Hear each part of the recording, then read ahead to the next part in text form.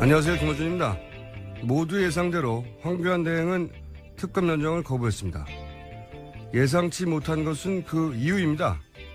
황 대행이 특검 연장을 거부하며 내놓은 이유는 충분한 시간이 보장돼 특검의 목적과 취지를 달성했다는 겁니다. 재벌 수사는 삼성 이외에 시작도 못했고 최순실은 묵비권만 행사다 갔으며 대통령은 아예 만나지도 못했습니다. 부족한 수사는 중앙지검이 있게 하면 된다는 논리도 말이 안 됩니다. 목적을 달성했으면 부족한 수사가 없어야죠.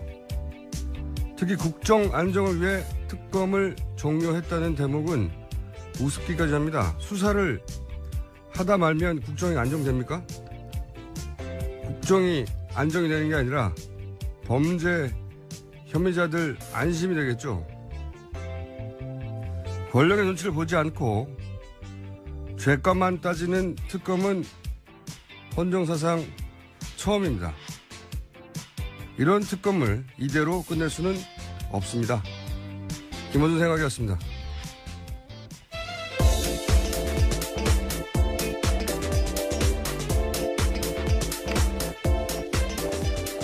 자, 시사인의 김은지입니다.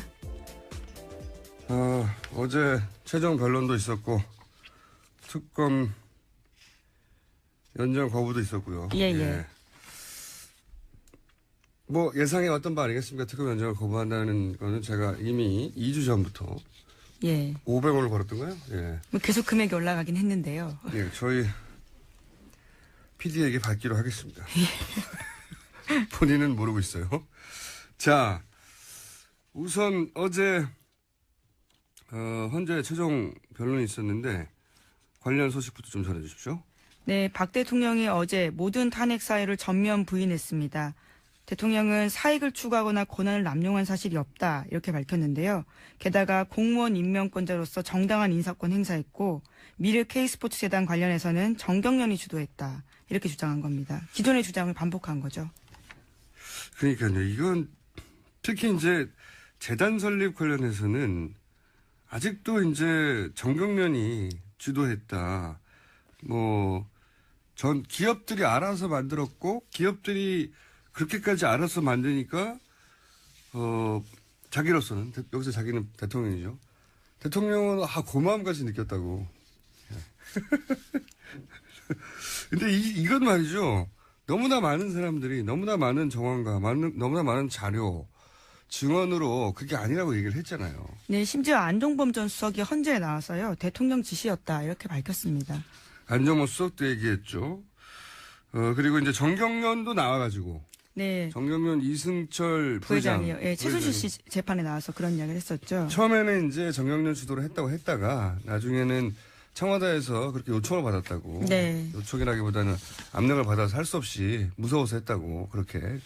나중에 진술을 뒤집었잖아요. 이거 다 청와대 지시로 했다고. 네, 심지어 인터뷰까지도 청와대 지시대로 했었다. 뭐 이런 이야기를 했었죠. 그리고 그때 정경련이 불러서 그 자리에 참석했던 기업인들도 와서 얘기를 했어요. 무슨 내용인지 모르고 불려가서 돈을 내라고 해가지고 불만을 토로했고, 그리고 돈을 내고 나서 이 돈이 어떻게 운영되는지, 어떻게 사업은 구성이 되고, 사람은 누가 일을 하고, 들어본 적이 없다고. 네, 심지어 미르 K스포츠 재단 속에서 한 2줄 정도밖에 적혀 있지 않는데, 그냥 내라고 해서 냈다라는 거죠.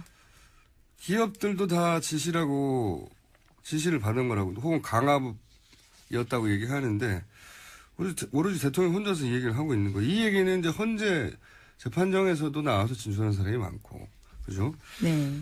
가장 이해가 안 되는, 물론 이거를 인정하기 시작하면 이제 와르르 무너지니까 그렇긴 한데, 너무나 많은 사람들이 너무나 많은 방식으로 너무나 많은 정황과 함께 수첩도 있고요, 말도 있고, 증언도 있고, 아니라고 하는데도 대통령은 여전히 기업들이 알아서 한 거다.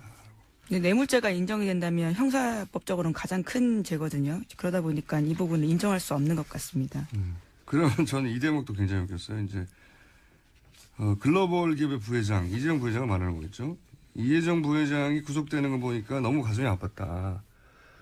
이 대목이 왜 재밌냐면 파하하 저는 웃었던데 예를 들어서 지금 이재용 부회장이 영장 심사 받을 때 친박단체들이 그 앞에 몰려가가지고 막 응원했잖아요. 성조기 흔들면서. 네, 태극기와 성조기를 흔들었었죠. 성조기를 흔드는 것도 웃겼지만 저 이재용 부회장을 친박단체에 가서 응원하는 게 너무 이상했어요. 논리적으로. 왜냐하면 이재용 부회장 삼성의 입장은 박근혜 대통령이 자기들을 협박했다는 취지거든요. 네, 강요당한 피해자다라는 거죠. 그러니까 삼성의 주장, 이재용 부회장의 주장의 핵심은 아니 박근혜 대통령이 자기들 협박해가지고 협박범이죠. 예. 예, 예, 그 논리면.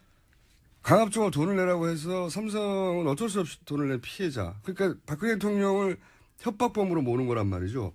그런데 친박단체는 그러면 이재용 부회장을 규탄해야 되잖아요. 아니 우리 대통령을 협박범이라니 이렇게 규탄해야 되는데 왜 거기 가서 응원하고 있는 거죠? 논리적으로 말이 안 되잖아요. 삼성에서는 박근혜 대통령이 협박범이라고 그러는데 친박단체는 그럼 막 규탄하고 대통령이 협박했을 리가 없다고 해야 되는데. 대통령을 모욕했다라고 네. 주장을 박근혜 되겠죠. 대통령도 예. 자신을 협박범이라고 하고 있는데 여기다 대놓고 너무 가슴이 아팠다. 지나친 인류애다라는 생각도 들고 이게 논리적으로 말이 안 돼요. 논리적으로. 이 구도가. 친박단체는 규탄해야죠.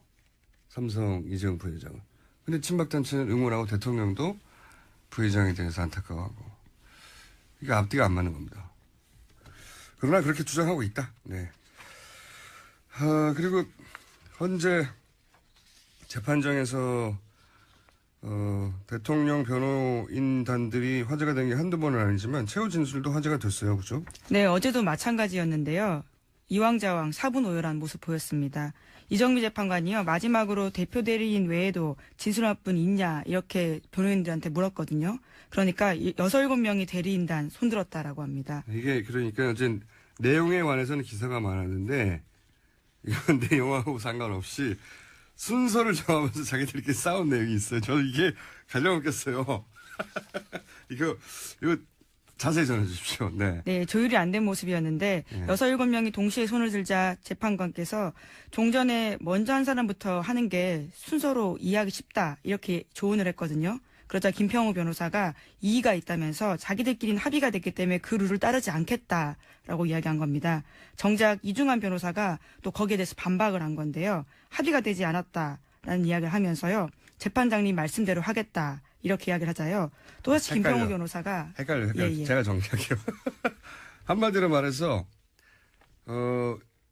이정미 재판관이 진행을 하면서 자 이제 대표 대리인단이 먼저 했단 말이죠. 그럼 나머지 여기는 10명이나 되니까. 예, 17명, 20명 가까이 됩니다. 예, 10명이 넘으니까. 예. 진술할 분이 또 있냐 그랬더니 이제 막 서로 손을 들었어요. 네. 동시에.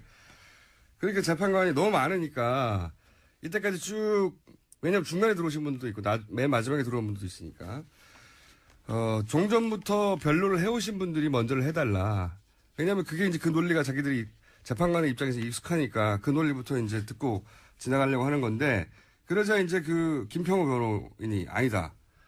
재판관은 그렇게 해달라고 했지만 우리끼리 다 합의가 됐다. 이렇게 얘기하자 이중환 변호사는 아닙니다. 다시 손을 들어서 합의가 되지 않았습니다. 자기들끼리 싸운 거예요. 변호인단 말을 오히려 반박한 거죠. 네, 자기들끼리 합의가 되지 않았다고. 그러자 이 평호 변호사가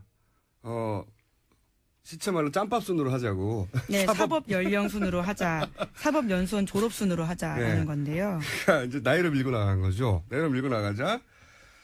이제 재판관이 다시 이제 그러지 말고 내가 정리해줬지 않냐. 재판에 나중에 참여는 나중에 해달라고. 이렇게 다시 한 번 더 정리를 했어요. 개입을 해서. 그래서 다시 서석구 변호사가 나와서 안 된다. 김평호 변호사는 당뇨가 있어서 안 된다고. 네, 김평우 변호사는 왜냐하면 거의 마지막에 들어온 사람이거든요. 그렇기 때문에 아니, 이정미 재판관 순서대로 하면 가장 늦게 해야 되는 내용을 들어갔죠. 떠나서 이게 너무 웃겨요. 자기들끼리 먼저 하겠다, 나중에 하겠다, 합의가 됐다 그러고 합의가 안 됐다. 변호사들끼리 싸운 거예요. 그리고 그거를 이정미 재판관이 이제 정리를 해줬거든요. 2번이나. 근데 또 말을 안 들어요. 당뇨도 있다 그러고 사법 짬밥순으로 하자고 하고. 아, 너무 웃깁니다. 변호인단끼리는 보통 얘기를 하고 나오거든요. 그렇죠. 원래 통상은 그런 방식인데요. 이번 헌재 재판에서는 그러지 않았습니다. 서로 각기 다른 주장을 하기도 하고요. 모순된 주장을 하기도 하고 했습니다. 서로 충돌하는 주장도 해요. 예, 변호인단끼리. 예. 누구는 기각해달라고 하고 누구는 각하해달라고 하고 굉장히 의견이 달랐습니다. 희한합니다. 김평우 변호사는 또 이제 변론을 하다가 재판관을 향해서 해야 되잖아요. 변론은 당연히 왜냐하면 판결은 재판관이 되니까 재판관을 향해서 호소를 하는 거거든요. 이러이러한 법 논리가 있다고 법리를 다투는 건데 이분은 거꾸로 카메라를 보고 했어요. 네네. 뒤에 있는. 이분도 재밌습니다. 다 정치를 하시려고 하는 분들인지 재판의 변론을 카메라를 보고 하는 분은 제가 처음 들어봤는데 근데 나중에 이제 이정미 재판관이 이제 제지를 했죠. 자기들 좀 보고 해달라고요. 예. 재판관을 보고 변론을 하라고. 이게 헌재 카메라가 맨 뒤에 있거든요. 네, 헌재 재판과 홈페이지 가면 볼 수 있습니다. 그 영상. 홈페이지 가시면은 지금까지 있었던 변론들을 다 볼 수 있어요. 그래서 헌재 이제 방청석 맨 뒤쪽에 카메라가 전체를 보는 멀리 카메라가 한 대 달려 있는데 그러니까 방청석을 보고 거꾸로 서서 한 거예요. 변론을. 참 재밌습니다. 저 내용 이전에 내용은 이제 오늘 나오실 게스트들과 얘기하겠는데 형태가 너무 재밌어요. 예. 길이길이 역사에 남아서 해제될 거라고 봅니다. 자, 다음 뉴스는요. 네, 특검이 어제 대통령 대면 조사가 불발된 이유를 공개했습니다. 조사 과정에서 녹화를 거부했기 때문에 안 됐다라는 건데요. 대통령 쪽이 계속해서 이를 거부했다라는 겁니다. 대면 조사 안 한다고 제가 이게 750원 걸었었는데 750원이면 하도 많이 걸어가지고 어쨌든 이게 다 저희 PD한테 받을게요. 이거죠. 핵심은 원래는 녹화 안 해도 된다고 특검이 합의해 줬어요. 네, 1차 합의 때는 그랬었죠. 네. 그런데 이제 날짜가 공개됐다는 이유로 그 대면 조사를 거부했지 않습니까? 네, 대통령 쪽에서요. 네. 대통령 쪽에서는 날짜 공개를 특검 쪽에서 했다고 그랬는데 제가 지난번에 한번 말씀드렸지 않습니까? 화낸 사람이 유출한 거라고. 화낸 쪽에서 유출했을 뿐만 아니라 화를 내며 이런 이유로 안 된다고 이런 이유로 대면 조사 안 한다고 한 그 사람이 공개한 거예요. 당사자. 제가 알기로 그렇습니다. 화낸 사람이 공개한 건데 이런 일을 겪고 나자, 그러니까 특검은 공개하지 않았는데도 불구하고 저쪽에서 공개해놓고 자기들을 공격하는 걸 겪자, 이거 녹화 안 했다가는 다 진술 받고 나서 뭐라고 언론 플레이를 할지도 모른다. 자기가 한 말을 가지고 해석을 달리하는 게 아니라 특검이 하지 않은 말을 가지고 역으로 이유를 대며 언론 플레이를 했잖아요. 그래서 이제 녹화든 녹음이든 하나는 하자 했는데 그걸 거부한 거죠. 저는 이거는 특검이 이런 요구를 한 거는 너무 당연했다고 봐요. 말을 어떻게 바꿀지 어떻게 합니까, 지금. 예, 신뢰가 깨졌다라는 이야기를 여러 차례 반복했습니다. 특검이 어제 이를 발표하면서요. 네. 왜냐하면 언론 플레이를 심하게 당했으니까요. 녹음을 해뒀어야 된다고 봅니다. 예, 대통령 측에서 엄청난 언론 플레이를 했을 거라고 봐요. 이걸 만약에 안 했다면. 근데 이제 이걸 이유로 이제 대면 조사를 안 했다는 건데 저는 좀 더 큰 그림에서 보자면 어떤 이유에서건 안 했을 거예요. 이유가 이걸로 등장했을 뿐인 거죠. 막판에. 예. 지금 생각해 보시면 대통령은 아무것도 응하지 않았어요. 검찰 조사도 응하지 않았죠. 계속 조사에 응한다고 하면서. 특검 조사에도 응하지 않았죠. 헌재도 안 나왔어요. 어디에도 등장하지 않습니다. 대통령 원래. 예, 정치 TV에 등장하셨죠. 그러니까 사전에 짜여진 대로 각본이 있지 않으면 절대 등장하지 않는다. 그래서 이런 얘기 나올 때 처음부터 안 한다고 제가 주장했던 건데. 다음 뉴스 전해주십시오. 네, 황교안 대통령 권한대행이 어제 특검의 수사기간 연장 요청을 거부했습니다. 그 이유가요. 총 115일이라는 짧지 않은 기간 동안 수사가 이뤄졌다. 이렇게 밝혔는데요. 하지만 115일 같은 경우에는 과거의 검찰 수사 기간까지 넣은 숫자이기 때문에요. 이에 대해서는 논란이 있습니다. 논란이 있는 게 아니고, 이거는 정확하게 우리가 일상적으로는 얍삽하다고 표현하는데요. 특별한 시사적 용어가 생각이 안 나네요. 아니, 뻔히 알면서 70일이라는 건 특검 기간이 앞에 검찰이 수사한 기간을 여기다가 산입한 거죠, 산입. 알면서 이러는 거거든요. 예. 특검을 연장할지 말, 왜 특검 이전에 검찰 조사 기간을 여기다 집어넣어가지고 115일이라고 주장합니까? 특검은 70일이었는데. 다른 표현 생각나세요? 저는 얍삽하다 말고는 표현 안 나는데. 이렇게 하면 안 되죠. 이렇게 115일이라고 하면은 이미 뭐 인상으로는 굉장히 길게 한 것 같잖아요. 뻔히 알면서 이러는 거죠, 일부러. 그 제일 저는 말이 안 되는 논리가 조기 대선을 치르면 이 특검 영향을 미칠 수 있기 때문에. 예, 그런 이야기를 하고 있죠. 이 논리대로면 검찰 수사도 하지 말아야 되는 거예요. 예. 그렇죠. 이후에 검찰 수사도 멈춰야 된다는 논리로까지 갈 수 있는 말입니다. 그리고 이제 조기 대선을 치를 경우에 특검이 불리한 영향을 미친다는 거 아니겠습니까? 그런 뉘앙스로 보이죠. 그렇죠. 예. 어디에 불리한 영향을 미치냐면은 자유한국당에 미치겠죠. 거꾸로 선거에 영향을 주려는 거죠. 특검은 특검을 조사할 뿐인데 그게 자유한국당에 불리함이 안 된다고 하는 게 정치적인 거죠, 이게. 거꾸로. 하여튼 어쨌든 거부는 할 거라고 예상하고 있었지만 이런 이유를 댈 거라고는 제가 생각 못했어요. 예. 충분히 조사되었으면은 다 끝났어야죠. 예, 하지만 정유라 씨 수사는 아예 하지도 못했고요. 덴마크에 계속 있어서요. 하지도 못한 게 너무 많죠, 사실. 예. 나머지 재벌 그룹 수사도 아예 못했습니다. 알겠습니다. 자, 다음 뉴스. 어제는 대부분 이 뉴스가 넘쳐나가지고, 그죠? 네네. 또 어떤 뉴스가 있습니까? 네, 이영선 행정관에 대한 구속영장이 기각됐습니다. 법원에서는요, 구속의 사유와 필요성, 상당성을 인정하기 어렵다 이렇게 밝혔습니다. 막판에 구속영장 2번 연속으로 기각이 되네요. 네, 새로 오신 영장 판사분들이 부담이 없나 봐요, 이제. 자, 그런데 이영선 행정관 관련해서는 사실 드러난 혐의가 너무나 명백한데 말이죠. 네, 게다가 오늘 아침에도 동아일보 기사로 또 하나 떴는데요. 최순실 씨가 이영선 행정관이 개통해준 차명폰으로 해외에 나갈 때 항상 챙겼다라는 겁니다. 최 씨는 사적인 일로 해외 나갈 때도 차명폰을 꼭 챙겨서 청와대 연락처를 유지했다라는 겁니다. 이제 뭐 차명폰이라고 이제 언론들이 얘기하는 게 대포폰이에요. 차명폰이. 네, 그렇죠. 네. 어감 때문에 차명폰이라고 쓰는데 대포폰을 이용한 상대가 대통령이었다는 거 아닙니까? 통화 상대가. 네, 기록을 확인해 보면 그렇다라는 거죠. 네. 그러니까 대통령하고는 언제든지 통화가 되는 상태로 유지되고 있었어야 한다는 거고. 많은 분들이 그런 얘기를 했죠.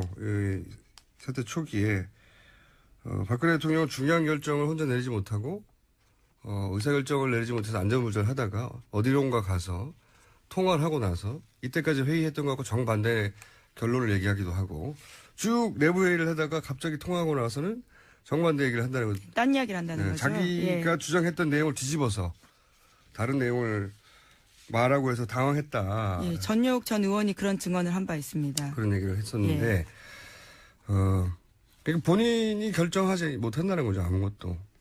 그러니까 꼭 통화를 하고 나서 결정했는데 그 상대가 최순실 씨였다는 거는 이제 우리가 최근 몇 개월 사이에 알게 된 거죠. 하나 정도 더 할 수 있을 것 같습니다. 하나. 네, 광복회가요. 특정 이익을 위한 태극기의 무분별한 사용이 우려가 된다라는 입장을 밝힌 건데요. 시위에서 태극기 도구로 사용하고 재판장에서 난데없이 태극기 펼쳐드는 행위에 대해서 일종의 경고를 한 거죠. 알겠습니다. 자, 경고할 만한 자격이 있는 분들이죠. 오늘 여기까지 하겠습니다. 시사인의 김은지였습니다. 감사합니다.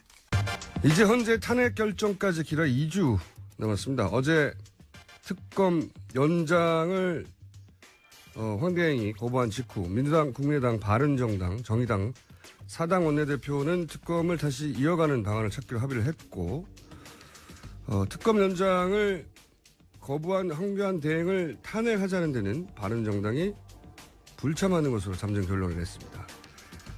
바른정당의 향후 2주간에 대해서 남경필 경기도지사와 짚어보겠습니다. 안녕하십니까, 지사님. 네, 안녕하세요. 예, 오늘은 대선 후보로서가 아니라 이제 바른정당의 유력한 정치인으로서 한 2주간에 대해서 얘기를 해보겠습니다. 현안이 많지 않습니까? 네, 맞습니다. 예, 우선 특검을 새로운 법안을 만들어서라도 연장하겠다고 어제 이제 사당이 합의를 했는데, 네. 그러면 이제 3월 임시국회를 열어야 되는데, 예. 이 의사 일정에 자유한국당이 합의를 안 할 것 같은데요? 어떻게 보십니까? 그러니까 지금은 선택은 직권산정이에요. 그죠? 정균환 의장께서 정세균이요. 네. 예. 정균환 아니고요. 정세균 우리 네네. 의장 죄송합니다. 이 시계가 한 20년 전으로 돌아갔네요. 네. 정세균 국회의장. 네. 특검법을 위한 직권산정 하시면 되죠. 그게 지금 말씀은 뻔한 얘기입니다. 지금 하면 돼요. 근데 보니까 할 생각이 별로 없으신 것 같아요. 지금. 그런 부담이 큰 것 같은데. 부담은요, 결단이죠. 맞습니다. 그건 저희가 정세균 국회의장과 어떻게든 전화 연결을 해서 한번 여쭤보고 올 텐데. 근데 정세균 의장도 그렇지만 야당도 예. 지금 민주당도 의지가 없는 것 같아요. 민주당도 의지가 없는 것 같다. 예, 이거 자. 지금 다들 정치적으로 계산하고 있거든요. 네. 계산할 때 아니다. 지금 법대로 하고 권한대로 하고 어느 게 옳은 길이냐를 따져서 하면 되지. 지금 요 국면에서는 바른정당이 제일 잘하고 있는 것 같습니다. 그래요? 네. 그게 그렇지만 않다는 걸 제가 지금 얘기해 볼게요. 네, 토론 한번 해보시죠. 예, 우선 야 사당 의석수면 당연히 이제 임시국회 소집하고도 남는데, 그러니까 말씀은 네. 자유한국당 빼고 네. 자유한국당이 새누리당 시절에 단독 국회 소집해가지고 진행한 적도 많죠. 그러니까 야사당이면 의석수도 충분하니까 소집해서 직권상정하자 이런 말씀이신 거죠? 한마디로 요약하면. 그렇습니다. 이 특검법이 얼마나 중대한 일이냐에 대한 판단에 대한 여부인데요. 네. 충분히 직권상정할 만한 사안이라고 생각을 합니다. 그러니까 직권상정이 되면 바른정당은 당연히 찬성하는 거죠. 네네. 그렇습니다. 근데 이런 건 어떻습니까? 만약에 직권상정밖에 없다고 하기 전에 네. 법사위를 통과하면 직권상정 없이도 되는데, 바른정당 소속의 권성동 법사위원장은 합의가 있어야 된다고 얘기하지 않습니까? 이게 물론 원론이긴 합니다. 원론이긴 한데, 예. 이거는 바른정당 내에서 예를 들어서 당론으로 정해서 통과시킬 수도 있지 않습니까? 직권상정 얘기. 그거는 본회의 가면 예. 본회의 직권상정 권한은 의장한테 있으니까요. 예. 권한이 있는 의장께서 하시면 되고 권성동 위원장이 직권상정하는 건 아니잖아요. 직권상정은 하지 않지만 법사위를 통과하면 그냥 상정할 수 있죠. 법사위 간사가 반대하고 있잖아요. 제 말이 그 말입니다. 그러니까 법사위 간사가 자유한국당이라는 얘기죠. 물론 그렇긴 한데, 예. 바른정당도 지금 부담이 돼서. 바른정당 입장은 분명합니다. 이 특검법 상정이 되면 예. 당연히 찬성한다. 찬성 권한은 우리 정 의장님께 있으니까 의장께서 상정하시는 게 맞다. 다른 얘기가 없습니다. 예. 예, 물론 저도 최후의 방법 그거밖에 없다고 생각하는데, 그 이전에 예. 바른정당 소속의 권성동 의원이 법사위원장으로 자유한국당에 합의하지 않는데 네. 그냥 통과시키는 이런 강수를 두는 방법도 있긴 하지 않습니까? 그것도 방법이겠죠. 예. 근데 그건 안 하시잖아요. 직권상정의 권한은 결국 의장에게 있는 것이고요. 예. 상임위의 직권상정이란 건 없어요. 아니, 제 말은 상임위를 통과하면 간사가 지금 의사 일정에 합의를 안 해주잖아요. 아니 진짜로 그거는 예. 지금 국회 권한과 법대로 하면 되고요. 예. 저는 그것이 지금 다 왜 본회의까지 갈 거를 생각하고 특검법 예를 들면 지금 180일 걸리는 패스트트랙까지 생각하는 이유가 결국은 이 김진태 간사가 동의를 안 하기 때문에 그런 거잖아요. 예, 물론 맞습니다. 그러니까 예. 법사위를 통과하지 못하는 것도 자유한국당이 동의해주지 않아서고요. 자유한국당 간사가. 예. 자유한국당이 동의를 안 해줘도 할 수 있는 방법은 본회의 직권상정이라는 거죠. 그렇죠. 근데 이제 직권상정을 정 의장이 망설이는 것도 원내대표들이 합의를 안 했기 때문에, 못했기 때문에 자유한국당이 동의를 안 해줘서. 그러니까 자유한국당이 동의를 안 해줘서 못하고 있는 이유는 자유한국당이 동의를 안 해줬기 때문이라는 이유를 대는 것은 법사위나 직권상정을 하지 않는 국회의장이나 마찬가지라는 말씀을 제가 드린 건데, 여하간 네. 최종적으로는 국회의장이 직권상정하는 카드밖에 남지 않았다는 거고요. 그죠? 네, 그렇습니다. 그리고 직권상정이라도 해서 통과시켜야 된다는 입장이신 거고. 그렇습니다. 예. 그러면 이제 바른정당이 단체로 정세균 국회의장 찾아가서 직권상정하라고 퍼포먼스도 하고 그럴 필요도 있지 않습니까? 왜냐면. 네, 그렇게 말씀드릴게요. 그 좋은 말씀이네요. 네. 알겠습니다. 그러면.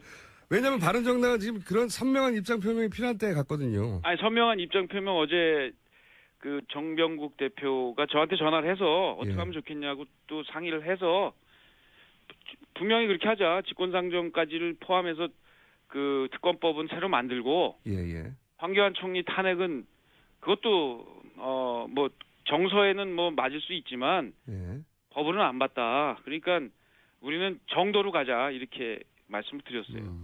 근데 여기서 다시 한번 또 헷갈리거든요. 직권상정해서라도 특검을 이어가야 한다는 바른정당이 이제 그런 특검을 종료시킨 황교안 대행의 탄핵에는 또 반대 혹은 불참하고 있거든요. 그건요, 이거예요. 법대로 하자는 겁니다. 뭐냐?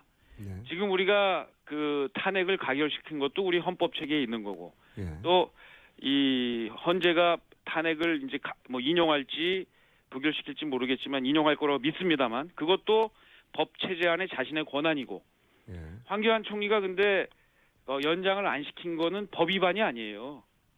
법을 위반하지 않았는데 탄핵할 수는 없거든요. 박근혜 대통령은 우리가 지금 헌법을 위반했다고 생각하기 때문에 탄핵을 지금 주장한 거고, 그렇다고 황교안 총리가 특검 연장 안 한 것을 잘못했죠. 그렇지만 법 위반을 한 건 아니잖아요. 근데 그렇게 해석하기도 하고 다른 해석도 있습니다. 법적으로. 그러니까 이게 이제 해석하죠? 그건 좀 이해가 안 되는데. 그거는 저도 법률가는 아니어서 법률가한테 법대로 하면 되는데요. 지금 법과 정치적 주장을 막 섞어서 하는데, 예를 들면 탄핵하자고 법 주장은 할 수 있어요. 그렇지만 탄핵에 황교안 총리가 과연 법을 어겨서 탄핵의 소지인지 아닌지는 분명히 법률가들한테 물어보면 금방 압니다. 저도 법률가한테 물어봤는데요. 그러니까 뭐냐면 소지가 된대요. 그러니까요. 왜냐하면 특검이 수사 목적을 달성했는지 안 했는지 판단은 수사를 하는 특검이 하는 거고요. 그런 해석이 있습니다. 그러니까 수사 내용을 모르는 황교안 대행이 수사 목적을 달성했다고 판단을 해서 종료시켜버리면 안 된다. 왜냐하면 이거는 특검이 필요하다고 요청을 하면 대통령은 별도의 판단을 하지 않고 승인을 해주는 걸로 인문권을 해석을 해야 한다. 아니 근데 과거에도 지금 특검법 연장 안 한 경우가 많았는데 특검이 요청을 3번 해도 있습니다. 근데 그러면 그동안 계속 탄핵을 했어야죠. 아니죠. 그때는 이게 아니 그것도 또 특검이 필요하니까 연장 요청을 했을 거 아니에요. 아니 그거는 어떻게 다르냐면 이번에는 특검이 수사하는 대상이 대통령이지 않습니까? 그러니까 대통령이 자신을 수사하는 거를 중지시켜 버릴 수 있는 게 있으니까.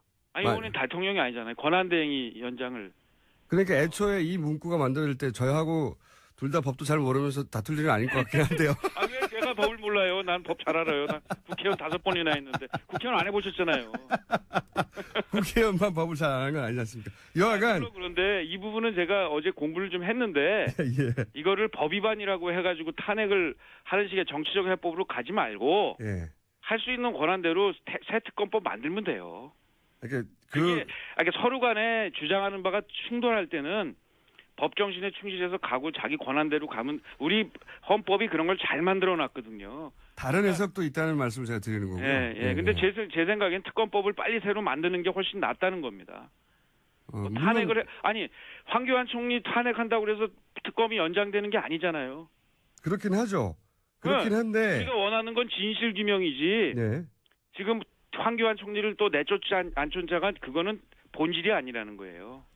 본질은 특검을 연장해서 새로 임명을 해가지고 빨리 진실 규명을 하는데 그게 지금 걸림돌이 되니까 우리 의장님 이름이 자꾸만 생각 안 나네. 의장님께서 직권상정해서 하는 것 이거 다 자기 권한대로 하면 되는 거라니까요. 알겠습니다. 근데 그게 이제 기소행위라고 법률적으로 좀 어려운 용어라서 저도 그냥 대충만 이해했는데 다르게 해석할 수도 있다. 그러니까 그 여지도 한번 살펴보시고요. 알겠습니다. 네. 왜 제가 이런 말 계속 드리냐면 바른정당이 여태까지 이제 지지율이 한참 높을 때에 비해서 한 3분의 1, 뭐 심지어는 4분의 1까지 떨어진 적도 있는데 네. 그런 이유 중에 하나가 이런 사안이 있을 때 명쾌한 입장을 세우면서 하다가 발을 빼버린 경우가 여러 번 있습니다. 이번엔 명쾌하던데요? 이번엔 명쾌해요. 우리가 네.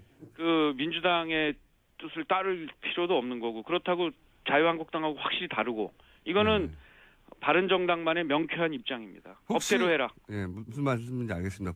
근데 이제 제가 마지막 한 번만 말씀드리면 그 법대로 해라의 해석도 다른 경우도 있으니 그것도 살펴보시는 거고 이렇게 해석들도 하는 경우가 있어요. 이제 황교안 대행까지 탄핵을 해버리면 소위 이제 안정지형적인 보수 지지층이 바른정당에서 떨어져 나갈 수도 있으니까 그런 것도 감안해야 된다. 어차피 지금 그 지지층 우리 지지 안 해요.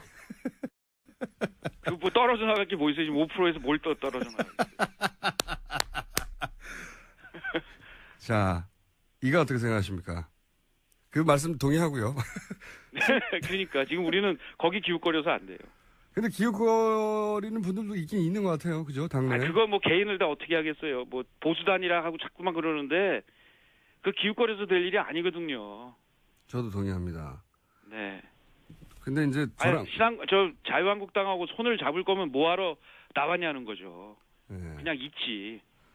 그 지사님은 자유한국당하고는 어떤 연대도 없다고 이제 주장하시는 거죠? 자유한국당이 정말 뭐 거의 해체하듯이 그 안에 있는 친박 세력들 다 징계하고 내쫓고 이러면은 그때는 생각해 볼 수 있지만 이름 바꾸고 3명 뭐 대강 이렇게 어림어림 징계했다고 해가지고 그게 새롭게 바뀌었다고 한 다음에 다시 손잡자고 하면 그게 도대체 우리가 왜 태어났습니까? 스스로 부정하는 거지. 유승민 의원이 특히나 좀 입장이 다른데, 그죠? 도대체 이해가 안 돼요, 그건 저도요. 당에서도 그거 하지 말자라고 다 했는데, 토론 때만 나가서면 그 얘기를 하시거든요. 제가 웬만하면 그 얘기 하실 거면 그냥 다시 돌아가십시오라고 얘기했는데, 돌아가지도 않으시고 계속 얘기를 하시니까 도대체 이해가 안 됩니다. 대구 뭐 정서 때문에 그런 건지 좀 이해가 안 돼요. 그 며칠 전에도 다시 우리 비상시국 회의 만나가지고 다 지도부하고 모여 앉아가지고는 더 이상 그 얘기는 하지 말자. 이건 우리 당론이고 우리가 아예 우리의 그 태생의 정체성의 문제니까 이 문제는 다시 거론하지 말자라고 했는데 어제 또 관훈 토론 가서 그 얘기를 하셨더라고요. 저희가 유승민 의원도 모시고 그 얘기를 여쭤보긴 하겠지만 이게 반복적으로 나오는 데다가 이게 이런 얘기 나올 때마다 지지율이 처음 나왔을 때 크게 한번 떨어졌던 걸로 기억하고 그죠? 같은데도 계속 하는 이유가 뭘까요? 모르십니까? 저도 이해를 좀 물어봐 주세요. 우리 김어준 선생님 그런 거 잘하시잖아요.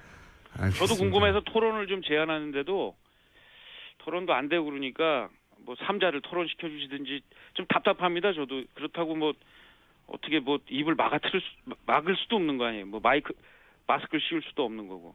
유승민 의원과 그 남지사님 두 분을 저희가 한꺼번에 모시면 나오시는 거죠? 그럼요. 그럼 한 분 확보했고. 자, 그럼 저희가 유승민 의원과 얘기가 되면 모시기로 하고, 이거 어떻게 보십니까? 요즘 이 친박단체들 집회가 도를 넘어섰다. 이거 수사 대상이다. 라고 생각하는데, 어제 또 경찰청장은 수사 대상까지는 아니다. 이렇게 얘기를 합니다. 이 바른정당이면 이런 발언에 대해서 아주 단호한 입장을 내놔야 되는 거 아닌가요?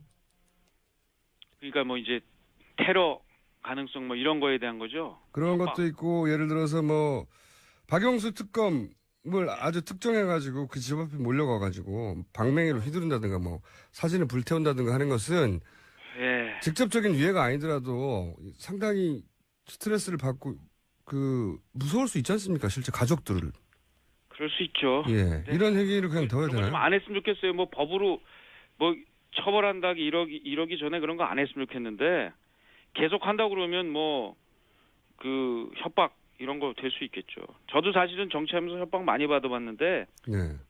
괴롭습니다. 사실 가족들도 괴롭고요.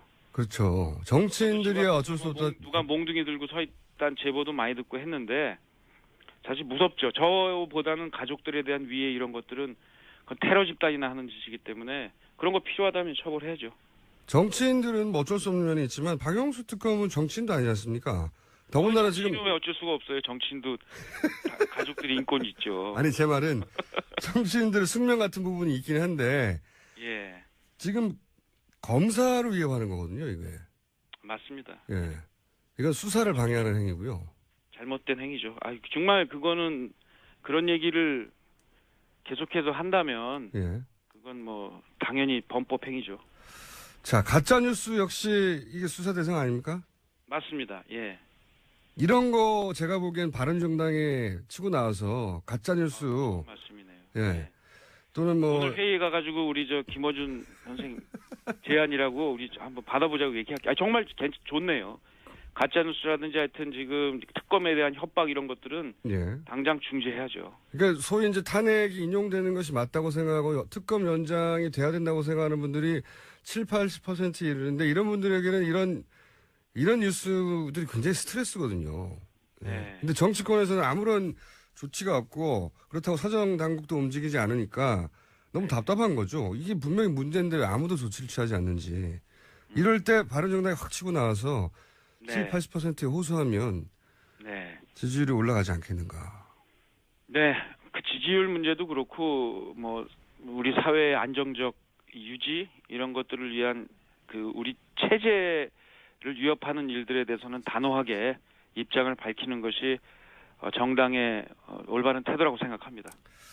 알겠습니다. 자, 그러면 이런 가짜뉴스나 친박들을 집회, 이게 혹시 너무 일사불란하고, 컨트롤 타워가 있다고 생각하지는 않으십니까? 그것까지는 잘 모르겠어요. 뭐, 그런 생각은 들어요. 뭐 이게 예산도 많이 들 텐데, 그러니까요. 뭐 괜히 자발적인 건지 아니면 뭐가 있는 건지 이런 데 대한, 그 어떻게 이렇게 일사불란하게 하지 이런 생각은 듭니다만, 뭐 무슨 정보나 거기에 관련된 증거 이런 게 있는 건 아닙니다. 짐작 정도만 하신다는 거죠? 네, 그렇습니다. 합리적 의심. 예. 왜냐하면 이게 최순실도 없고 문고리 3인방도 없고 김기춘 비서실장도 없고 그러면 누가 이런 컨트롤 타워 역할을 하고 있을까 하는 의구심이나 뭐 그런 거는 들 수밖에 없지 않습니까? 근데 최근에 그런 것도 있어요. 자발적으로 가신 분들도 꽤 많더라고요. 뭐 집회는 그렇긴 한데 네, 참석하는 사람들은. 근데 지금 예를 들어서 뭐 친박 집회들 박영수 특검 집 앞으로 모여라. 신속하게 거기서 모이고 이거는 쉽지 않거든요. 뭐 장비나 인원이나. 네. 그래서 하여튼 저는 이 빨리 그 탄핵 결정이 내려져서 이 이후에 국가 혼란이 없도록 하는 노력을 해야 될 테고요. 그게 이제 정치권의 굉장히 중요한 역할일 테고 대통령 후보들의 역할일 텐데 결국에 요즘 보면서 제가 연정밖에 방법이 없구나. 이 합리적인 세력들의 권력에 대한 협치에 대한 동의, 그걸 통한 연정, 이거밖에 우리 대한민국을 하나로 만드는 길은 없겠구나 하는 생각을 다시 하게 됩니다. 그렇다면 여기서 연정의 대상은 국민의당이 되는 거죠? 도지사님한테는? 민주당도 됩니다. 민주당까지도? 네. 민주당이 되는데 민주당 안에 지금 연정은 서로 권력을 공유하겠다는 생각이 있는 분들이 하는 건데요. 네. 문재인 후보는 거기에 대해서는 없는 것 같습니다. 아직까지 얘기를 들어보면. 이제 민주당 내 비문 세력과도 연대가 가능하고 국민의당도 연정이 가능하고 네. 다만 자유한국당은 안 되고 이런 입장이신 거죠? 자유한국당도 있어요. 근데 그 안에 지난번에 탄핵 찬성한 분들 한 30분 계시거든요. 예.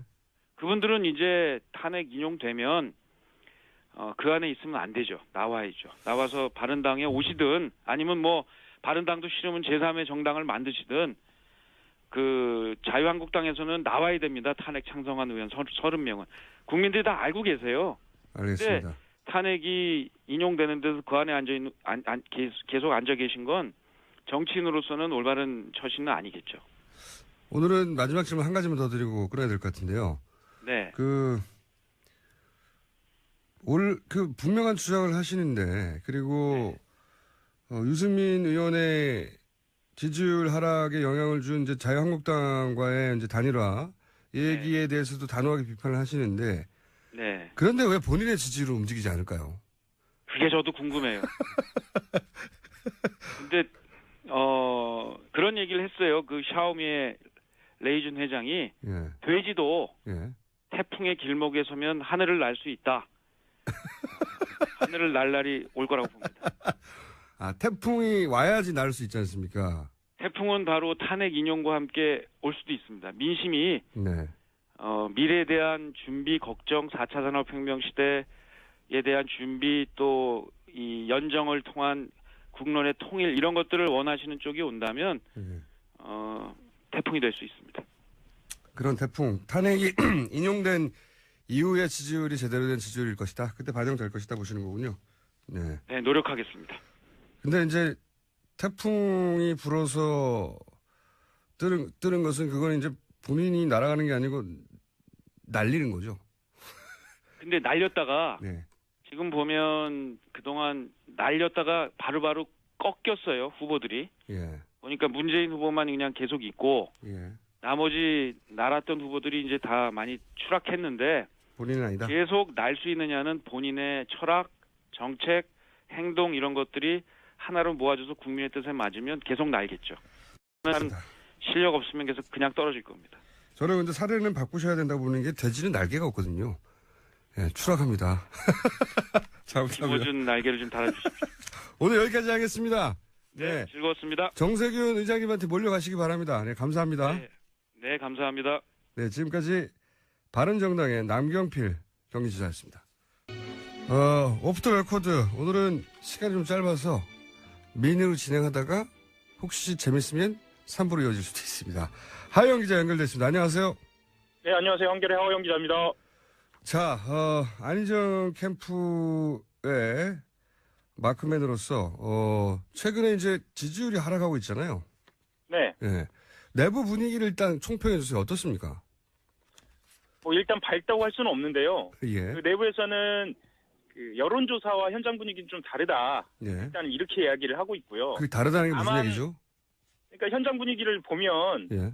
여론조사가 주춤하는 것보다는 여전히 바람을 타고 있다. 아하. 이렇게 이야기를 하죠. 특히나 이제 핵심적으로 경선에서 중요한 지역인 호남, 예. 그리고 본인의 지지 기반인 충청 지역에서는 여전히 굳건하다라고 이야기는 하고 있습니다. 다만 좀 더 속을 들여다보면 실제로 메시지의 조정은 있어야 하는 거 아니냐, 이런 이야기는 좀 하고 있고요. 그게 이제 그 지지율이 뭐 20%대였다가 뭐 18%대였다, 한 2% 정도 전체적으로 차이 나는 거 가지고는 사실은 그 사람들을 만나서는 감지할 수가 없죠. 예, 그 정도 그렇죠. 차이는. 예. 예. 그래서 그냥 그 느낌인 것 같고, 그죠? 과학적인 데이터가 아니라. 근데 지금 각종 여론조사에서 지속적인 상승세였다가 이게 정체 내지는 하락 국면에 들어간 것만은 사실이거든요. 확실한. 사실이죠. 확실한 데이터로 입증이 되는 거. 지금 이제 기자들 향해서 자신있게 얘기하는 거 말고 내부 실제 분위기 있지 않습니까? 이게 따로따로 만나서 얘기할 때. 그렇죠. 걱정이, 요체가 뭡니까? 이렇습니다. 그러니까 정권을 잡은 이후에 본인의 비전에 대해서 이야기를 했다라는 겁니다. 그렇죠. 말씀드리자면 대연정이라든가 아니면 사드 배치의 신중한 태도는 여러 가지 그 국제적인 문제라든가 아니면 국내 정치적인 상황에서 정권을 잡은 이후의 비전, 본인이 안정된 이미지, 안정된 태도를 갖고 있다는 걸 얘기를 했단 말입니다. 그런데 지금 현재 상황에 대해서는 본인도 분명하게 이 국정농단의 책임을 져야 그 박근혜 대통령에 대한 책임을 묻는 것이 가능하다라고 생각은 하고 있거든요. 근데 그런 것들이 제대로 전달되지 않았다라는 거예요. 그것에 대해서 전략 수정이 좀 필요하다. 안 그러면 지지율이 좀 심각해질 수도 있다. 이런 내부 분위기도 있죠. 특히나 호남에서는 실제로 아까 제가 애초에 말씀드린 캠프에서 인지하고 있는 여전히 현장 분위기는 좋다. 이거 말고요. 제가 호남에 좀 연락을 해보면 그쪽에서는 이래요.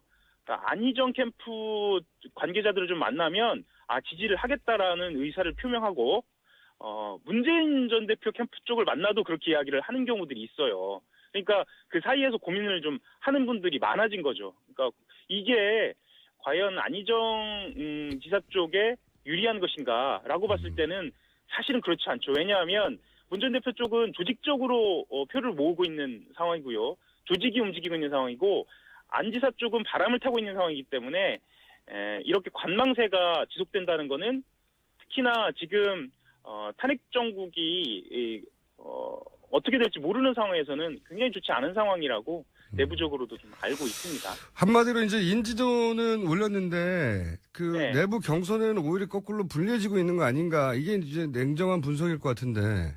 네, 맞습니다. 예. 내부적으로는 그런 분석이 없나요? 내부적으로도 분석은 있죠. 그런데 네. 그런 분위기가 전달되는 것 자체가 사실은 본인들이 앞으로 선거를 유지하는 데 있어서 굉장히 좋지 않은 상황이거든요. 그리고 이제 토론도 있고 앞으로 탄핵 심판 결정 이후의 상황은 어떻게 될지 잘 모르기 때문에 지금은 어쨌거나 본인이 밝혀온 소신을 꺾지 않되 본인이 오해받고 있는 지점들에 대해서 분명히 이야기한다, 이 정도 기조를 유지하는 거죠.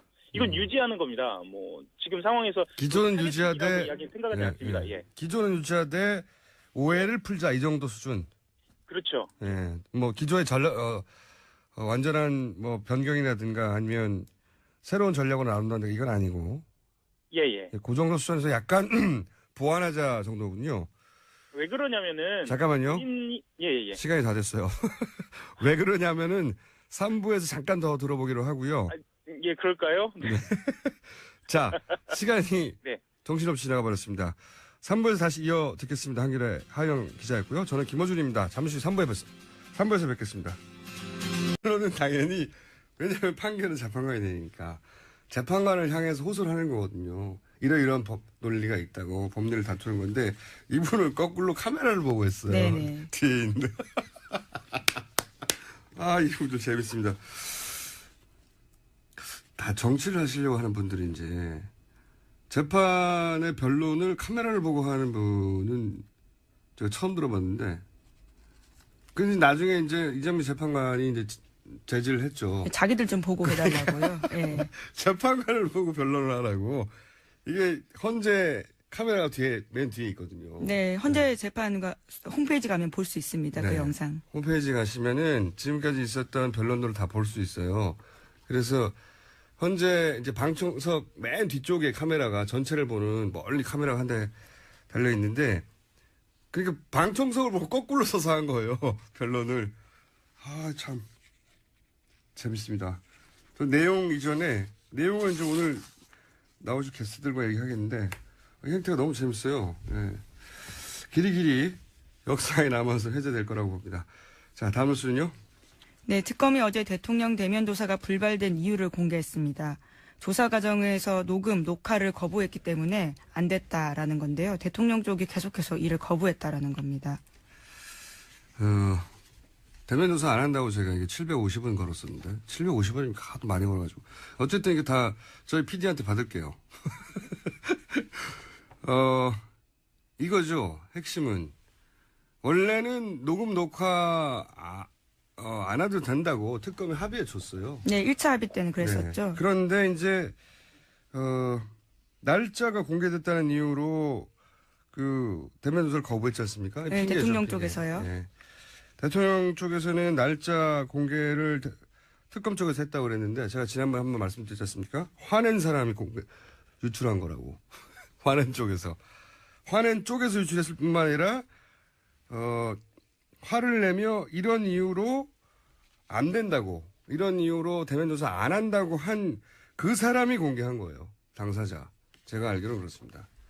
화낸 사람이 공개한 건데 이런 일을 겪고 나자, 그러니까 특검은 공개하지 않았는데도 불구하고 저쪽에서 공개해놓고 자기들을 공격하는 걸 겪자, 이거 녹화 안 했다가는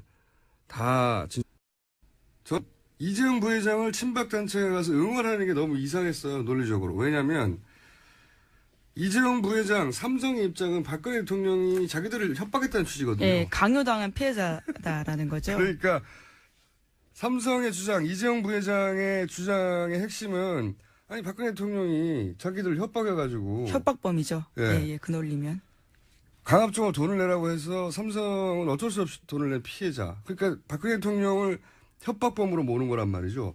그런데 친박단체는 그러면 이재용 부회장을 규탄해야 되잖아요. 아니 우리 대통령을 협박범이라니 이렇게 규탄해야 되는데 왜 거기 가서 응원하고 있는 거죠? 논리적으로 말이 안 되잖아요.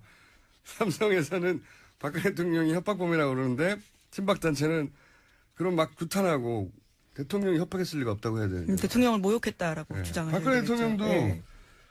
자신을 협박범이라고 하고 있는데 여기다 대놓고 너무 가슴이 아팠다. 지나친 인류애다라는 생각도 들고 이게 논리적으로 말이 안 돼요. 논리적으로. 이 구도가. 친박단체는 규탄해야죠. 삼성 이재용 부회장을. 근데 친박단체는 응원하고 대통령도 부회장에 대해서 안타까워하고. 이게 앞뒤가 안 맞는 겁니다. 그러나 그렇게 주장하고 있다. 네. 그리고 현재 재판장에서 대통령 변호인단들이 화제가 된 게 한두 번은 아니지만 최후 진술도 화제가 됐어요. 그죠? 네, 어제도 마찬가지였는데요. 이왕좌왕 사분오열한 모습 보였습니다. 이정미 재판관이요. 마지막으로 대표 대리인 외에도 진술할 분 있냐 이렇게 변호인들한테 물었거든요. 그러니까 6, 7명이 대리인단 손들었다라고 합니다. 이게 그러니까 이제 내용에 관해서는 기사가 많았는데 이건 내용하고 상관없이 순서를 정하면서 자기들끼리 싸운 내용이 있어요. 저는 이게 가장 웃겼어요.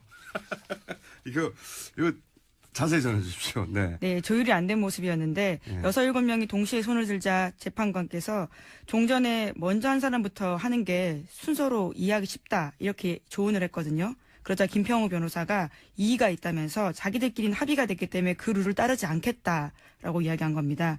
정작 이중환 변호사가 또 거기에 대해서 반박을 한 건데요. 합의가 되지 않았다라는 이야기를 하면서요. 재판장님 말씀대로 하겠다 이렇게 이야기를 하자요. 또다시 김평우 변호사가 헷갈려요. 예. 제가 정리할게요. 한마디로 말해서 안녕하세요. 김호준입니다.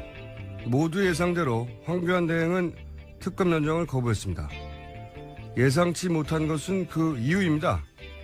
황 대행이 특검 연정을 거부하며 내놓은 이유는 충분한 시간이 보장돼 특검의 목적과 취지를 달성했다는 겁니다. 재벌 수사는 삼성 이외에 시작도 못했고 최순실은 묵비권만 행사다 갔으며 대통령은 아예 만나지도 못했습니다.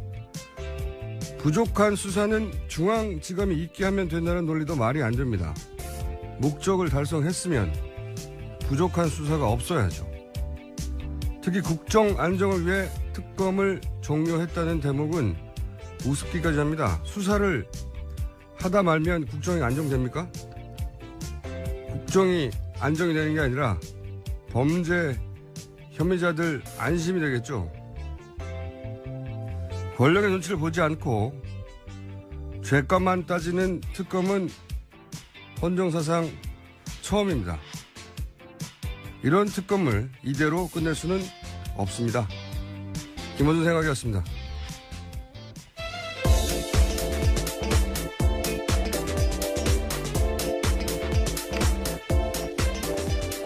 자, 시사인의 김은지입니다. 어제 최종 변론도 있었고 특검 연정 거부도 있었고요. 예. 뭐 예상해 왔던 바 아니겠습니까? 특검 연정을 거부한다는 거는 제가 이미 2주 전부터 500원을 걸었던가요? 예. 뭐 계속 금액이 올라가긴 했는데요. 예, 저희 PD에게 받기로 하겠습니다. 본인은 모르고 있어요.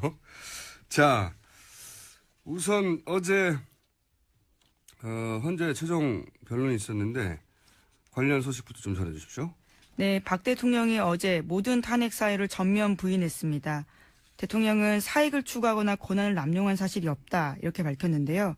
게다가 공무원 임명권자로서 정당한 인사권 행사했고 미르 K스포츠 재단 관련해서는 정경련이 주도했다 이렇게 주장한 겁니다. 기존의 주장을 반복한 거죠.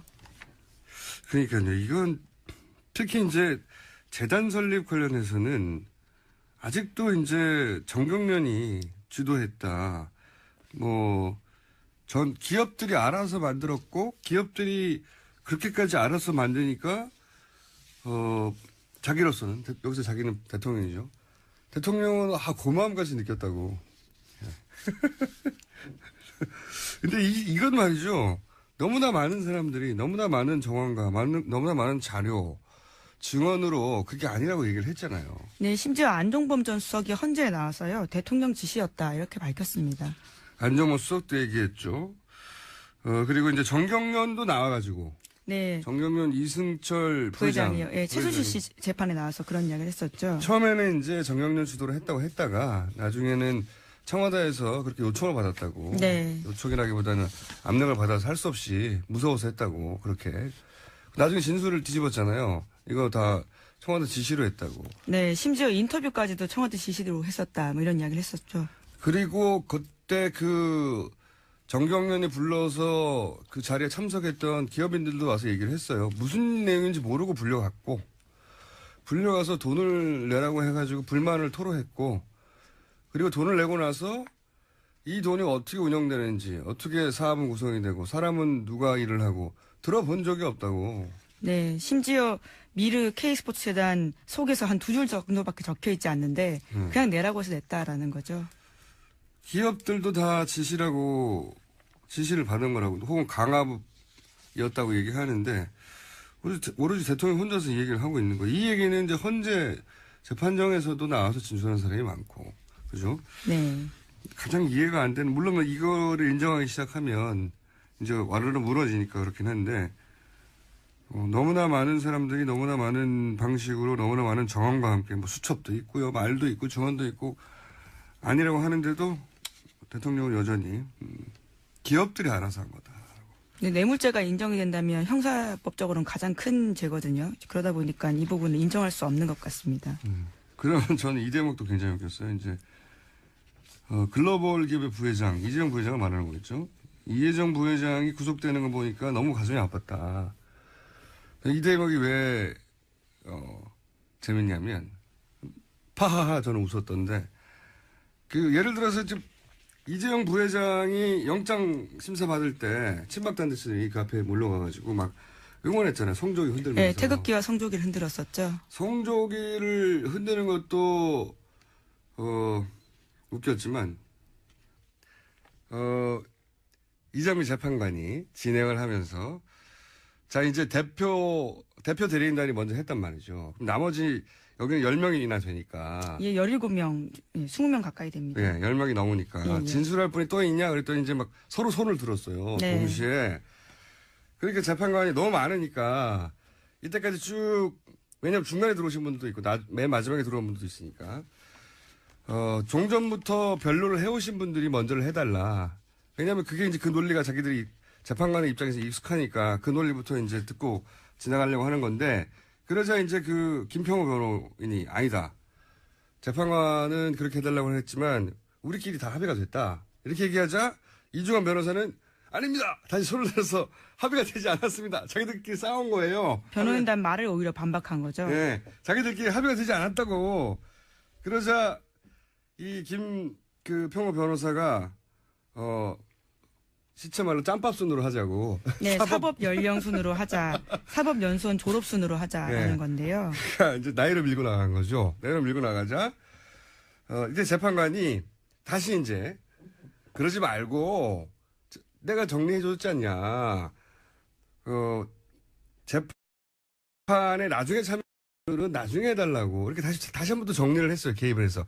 그래서 다시 서석구 변호사가 나와서 안 된다. 김평호 변호사는 당뇨가 있어서 안 된다고. 네, 김평호 변호사는 왜냐하면 거의 마지막에 들어온 사람이거든요. 그렇기 때문에 이정미 재판관 순서대로 하면 가장 늦게 해야 되는 내용을 떠나서 이게 너무 웃겨요. 자기들끼리 먼저 하겠다, 나중에 하겠다, 합의가 됐다 그러고 합의가 안 됐다. 변호사들끼리 싸운 거예요. 그리고 그거를 이정미 재판관이 이제 정리를 해줬거든요. 2번이나. 근데 또 말을 안 들어요. 당뇨도 있다 그러고 사법 짬밥순으로 하자고 하고. 아, 너무 웃깁니다. 변호인단끼리는 보통 얘기를 하고 나오거든요. 그렇죠. 원래 통상은 그런 방식인데요. 이번 헌재 재판에서는 그러지 않았습니다. 서로 각기 다른 주장을 하기도 하고요. 모순된 주장을 하기도 하고 했습니다. 서로 충돌하는 주장도 해요. 예, 변호인단끼리. 예. 누구는 기각해달라고 하고 누구는 각하해달라고 하고 굉장히 의견이 달랐습니다. 희한합니다. 김평호 변호사는 또 이제 변론을 하다가 재판관을 향해서 해야 되잖아요.